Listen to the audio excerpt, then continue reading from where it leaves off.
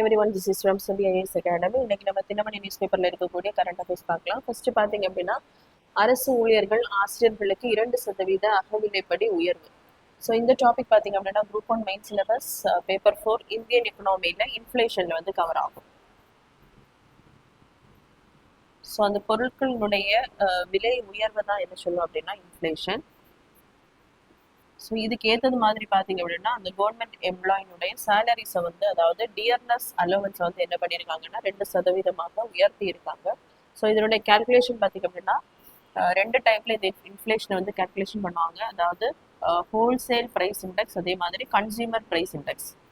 So wholesale price இண்டெக்ஸ்ன்னு சொல்லும்போது பொருட்களுடைய அந்த ஹோல்சேல் விலையில என்ன பண்ணுவாங்கன்னா கேல்குலேட் பண்ணுவாங்க. ஸோ எவ்வளவு இந்த வருடம் அந்த பொருட்களுடைய விலை உயர்ந்திருக்கு அப்படிங்கிறது. ஸோ சிபிஐ அப்படிங்கிறது கன்சியூமர் ப்ரைஸ் இண்டெக்ஸ், அதாவது குறிப்பிட்ட ஒரு சமூகத்தினர் வந்து வாங்கக்கூடிய பொருட்களை வச்சுதான் என்ன பண்ணுவாங்க அப்படின்னா இந்த கன்சியூமர் ப்ரைஸ் இண்டெக்ஸை வந்து கேல்குலேட் பண்ணுவாங்க. இதுலேயும் என்ன பண்ணுவாங்கன்னா டிஃப்ரெண்ட் டைப் அக்ரிகல்ச்சரில் இருக்கக்கூடியவங்க சேம் ஃபுட்டு வாங்க மாட்டாங்க, சேம் க்ளோத் வாங்க மாட்டாங்க, அதுலேயே டிஃப்ரென்ஷியேஷன் இருக்கும். அதே மாதிரி இண்டஸ்ட்ரியில் ஒர்க் பண்ணுறவங்க வேறு மாதிரி கொஞ்சம் ஃபுட் ஐட்டம்ஸ் இந்த மாதிரி வாங்குவாங்க. ஸோ அந்த பேஸ்கெட் ஆஃப் அந்த ஐட்டம்ஸை வச்சு என்ன பண்ணுவாங்கன்னா டிஃப்ரெண்ட் அந்த கன்சியூமர் ப்ரைஸ் இண்டெக்ஸை வந்து அந்த பணவீக்கத்தை இன்ஃப்ளேஷன் வந்து கேல்குலேட் பண்ணுறதுக்காக பயன்படுத்துவாங்க. ஸோ இதில் பார்த்தீங்க அப்படின்னா கன்சியூமர் ப்ரைஸ் இண்டெக்ஸில் பார்த்தீங்கன்னா 4 டைப்ஸ் உண்டு. Consumer price index for agricultural labours, so அதுக்கப்புறமா consumer price index for rural labourers, அதுக்கப்புறமா consumer price index for industrial workers, next பார்த்தீங்க அப்படின்னா consumer price index for rural and urban workers. So இதில் இந்த wholesale price இண்டெக்ஸை calculate பண்ணக்கூடிய அமைப்பு பார்த்தீங்க அப்படின்னா office of the economic advisor. So office of the economic advisor. So Ministry of Commerce இருக்கக்கூடிய இந்த அமைப்பு தான் பார்த்தீங்கன்னா ஹோல்சேல் ப்ரைஸ் இண்டெக்ஸில் இன்ஃப்ளேஷனை வந்து கேல்குலேட் பண்ணுவாங்க. அதுவே கன்சியூமர் ப்ரைஸ் இண்டெக்ஸில் பார்த்தீங்க அப்படின்னா இந்த அக்ரிகல்ச்சரல் லேபரர்ஸ், அதுக்கப்புறமா ரூரல் லேபரர்ஸ், அதே மாதிரி இண்டஸ்ட்ரியல் ஒர்க்கர்ஸ், இவங்களுக்கான அந்த கன்சியூமர் ப்ரைஸ் இண்டெக்ஸை பார்த்தீங்க அப்படின்னா labour bureau. So Ministry of Labor and Employment. So இதில் இருக்கக்கூடிய அமைப்பு லேபர் பிரைஸ். ஸோ இவங்க தான் இந்த கன்சியூமர் ப்ரைஸ் இண்டெக்ஸை வந்து அக்ரிகல்ச்சரல் லேபரர்ஸ், அதே மாதிரி ரூரல் லேபரர்ஸ், இண்டஸ்ட்ரியல் ஒர்க்கர்ஸ்க்கு வந்து கேல்குலேட் பண்ணுவாங்க. ஸோ இதுவே consumer price index for rural and urban, so இதை கேல்குலேட் பண்ணக்கூடியவங்க வந்து நேஷ்னல் ஸ்டாட்டிஸ்டிக்கல் ஆஃபீஸ்.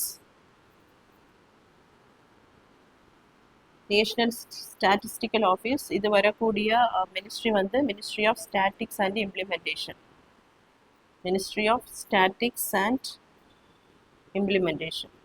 ஸோ எதுக்காக இந்த கன்சியூமர் ப்ரைஸ் இண்டெக்ஸை வந்து இவங்க கால்குலேட் பண்ணுறாங்க அப்படின்னா அந்த வருஷம் போக போக பொருட்களுடைய விலை என்ன ஆகும்னா அதிகரிக்கும். அப்போது அந்த சேலரி வாங்கக்கூடிய எம்ப்ளாயிஸினுடைய அந்த விலை என்ன பண்ணணும்னா அதிகரித்தா மட்டும்தான் அவங்களுக்கு அது வந்து கரெக்டாக என்ன பண்ண முடியும் அப்படின்னா பேலன்ஸ் பண்ண முடியும். அதுக்காக தான் என்ன பண்ணுறாங்க அப்படின்னா அந்த பணவீக்கத்துக்கு அந்த பொருட்களுடைய விலைக்கு ஏற்றது மாதிரி இந்த கன்சியூமர் ப்ரைஸ் இண்டெக்ஸை வந்து கேல்குலேட் பண்ணி உங்களுக்கு டியர்னஸ் அலவன்ஸை வந்து இன்க்ரீஸ் பண்ணுவாங்க. ஸோ ரீசெண்டாக பார்த்தீங்க அப்படின்னா சென்ட்ரல் கவர்மெண்ட்டும் 2% டியர்னஸ் அலவன்ஸை வந்து இன்க்ரீஸ் பண்ணியிருப்பாங்க.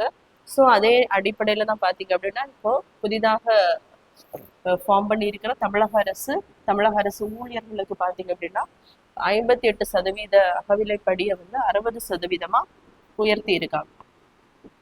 ஸோ நெக்ஸ்ட் பார்த்தீங்க அப்படின்னா புதுமை பெண் தமிழ் புதல்வன் திட்டம் பயனாளிகளுக்கு ரூபாய் 1000.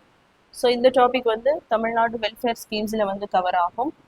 ஸோ புதுமை பெண் திட்டம் செப்டம்பர் 5ஆம் தேதி 2022 வந்து தொடங்கப்பட்டிருக்கும். ஸோ இதனுடைய இன்னொரு பேர் பார்த்தீங்க அப்படின்னா மூவலூர் ராமாமிர்த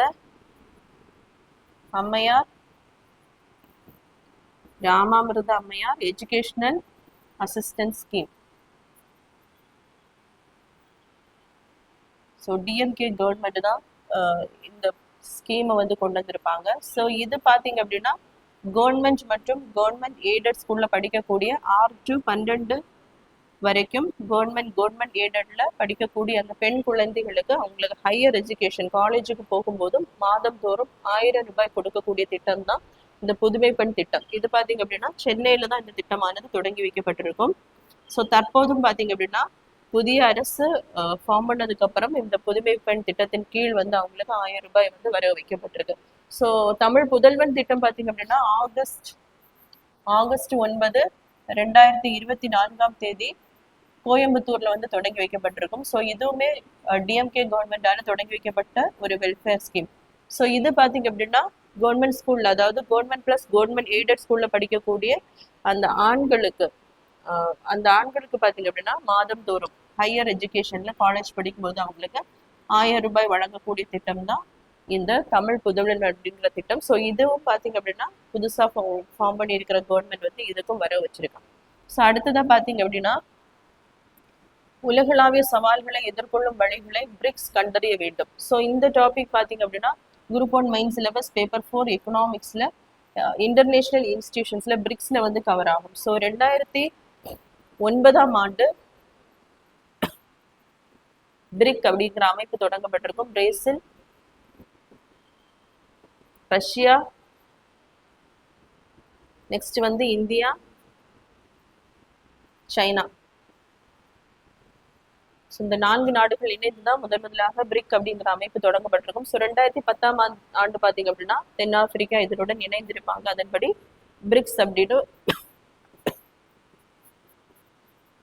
எக்ஸ்டெண்ட் பண்ணியிருப்பாங்க. ஸோ ஃபர்தரா பாத்தீங்க அப்படின்னா Egypt, Ethiopia, Iran, United Arab Emirates, Indonesia போன்ற நாடுகள் வந்து இதனுடன் இந்த அமைப்புல வந்து இணைந்திருக்கும். ஸோ ஒவ்வொரு வருடமும் ஒவ்வொரு நாடு வந்து இதுக்கு தலைமை வகிப்பாங்க. ஸோ தற்போது பாத்தீங்க அப்படின்னா தலைமை வகிக்கக்கூடிய நாடு வந்து இந்தியா. ஸோ இப்ப பாத்தீங்க அப்படின்னா இந்த அமைப்பினுடைய உச்சி மாநாடு செப்டம்பர் மாதம் பாத்தீங்க அப்படின்னா உச்சி மாநாடு இந்தியாவில் வந்து நடைபெற இருக்கு. அதுக்காக இந்த நாடுகளுடைய வெளியுறவுத்துறை அமைச்சர்கள் வந்து 2 நாள் கூட்டம் டெல்லியில வந்து பங்கேற்பதற்காக வந்திருக்காங்க. ஸோ இப்ப பாத்தீங்க அப்படின்னா மத்திய ஆசியாவில் ஈரான், அமெரிக்கா, இஸ்ரேல் இடையான போரால் ஹோர்முஸ் நீரிணை கப்பல் போக்குவரத்து பாத்தீங்கன்னா பெரிதாக பாதிக்கப்பட்டிருக்கு. ஸோ அதையும் என்ன பண்றாங்க அப்படின்னா இப்ப நடைபெறக்கூடிய அந்த ஒரு டெல்லியில நடைபெறக்கூடிய அந்த கூட்டத்துல வந்து டிஸ்கஸ் பண்ணியிருக்காங்க. ஸோ இதனால பாத்தீங்க அப்படின்னா உலக அளவுல அந்த கச்சா எண்ணெயுடைய விநியோகம் வந்து அதிகமாக பாதிக்கப்பட்டிருக்கிற சூழ்நிலையும் இந்த கூட்டத்துல வந்து விவாதிக்க போறாங்க.